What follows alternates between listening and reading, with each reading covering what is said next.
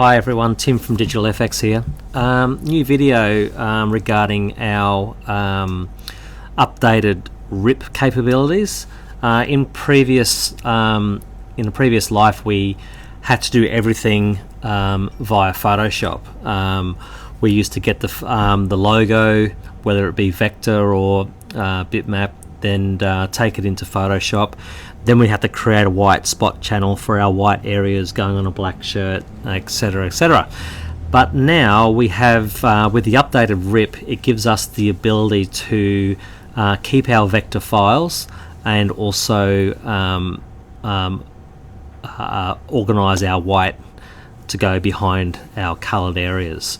There are a few little tricks that need to happen, which I'll guide you through this little demonstration now. So here I've got a little logo, color logo that I just downloaded from a stock library, and we can tell straight away that it's vector because we see all the nodes that we can see here. We click on the type also, we also see this is all full of nodes. So I'm just assuming this one, this logo here, color logo here with the white text underneath, is going to go onto a black t-shirt. So like in previous videos, I've put a black box behind the logo just to make sure it's going to work, and two, just to sort of indicate that this is a logo that is going on a black shirt. Always handy to put the colored shirt in the background, so I put a black square behind in this case. If I just flick this black square back out the road, we can see that that's what it looks like without the black square. So obviously harder to sort of see, so that's the reason we put the black square in here. I'm just going to go ahead and lock that black square just so it doesn't get in my road and cause a bit of pain. But essentially on this design, we would want to have white going behind all the colored areas, and we'd also want obviously the white to print where the white logo is. Now the new RIP allows us to save this design as a PDF, and it will, the RIP will actually see anywhere there is color. It'll give us an option in the RIP, which I won't show now because it's probably not relevant. This is just really preparing the file before we take it to the RIP. But all the RIP needs to know is where there is color. So anywhere there is color, it will know, or we can instruct the RIP to put white behind any colored area. We can also tell it what percentage of white we want to put behind the colored areas.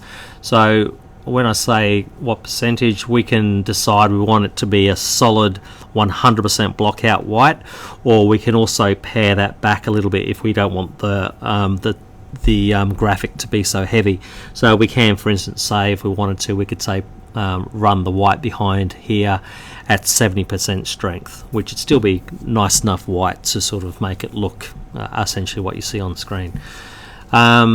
So the only drawback, or the only trick we need to play with this one here is, as we can see, if we click on, if I use the direct select tool here and I click on, sorry, the wrong one, direct select tool is that one. So if I click on a particular shape or node, if we go to the color section here, we can see this yellow is made up of 7% cyan and 90% yellow. So what that means is, you know, it basically tells us that this is a color made up of these CMYK values. So as I mentioned before, the RIP needs to know that there is color there. If it can't see color, it won't put white behind it. So where this becomes a problem is where we have visible white. So where it says logo design here and it's in a white, visible color, so we're seeing white. If we click on any of those white areas and we look in our color panel, it will show us that it's made up, that is 0000.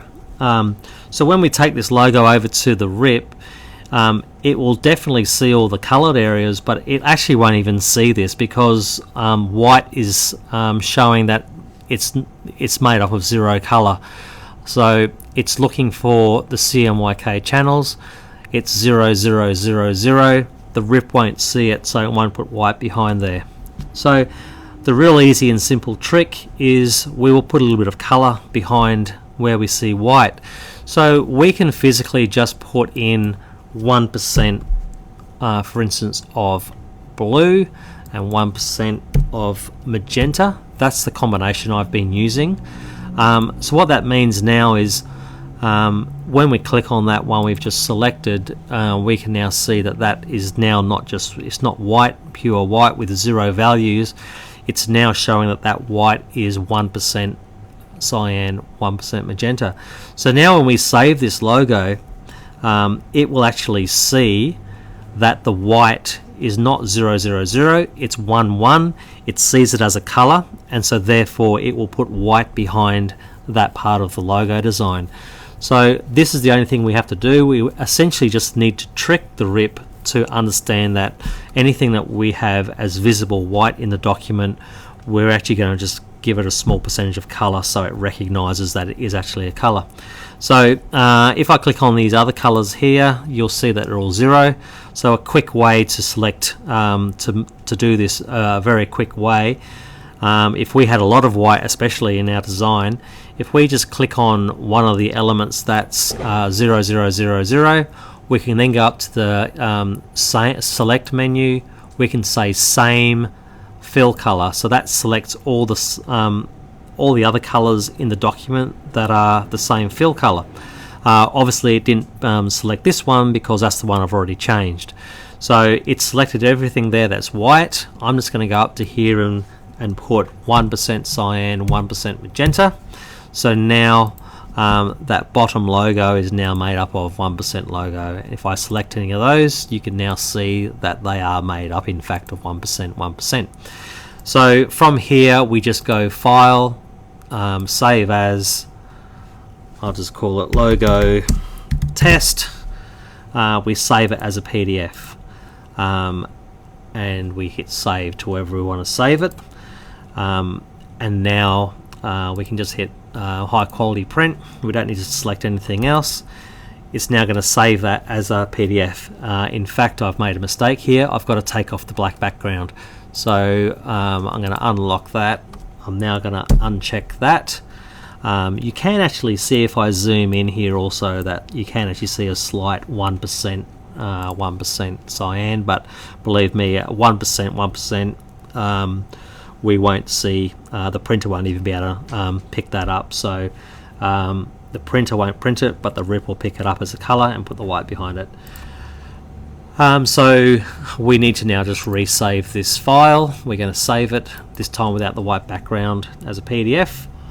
And now we're ready to bring that PDF into our RIP and assign the white undercolor, which I'll show you in a second video. This is an exciting enhancement because it means that the vector graphics are a lot sharper, and so we're getting a much nicer, sharper print, and a lot more accuracy as well.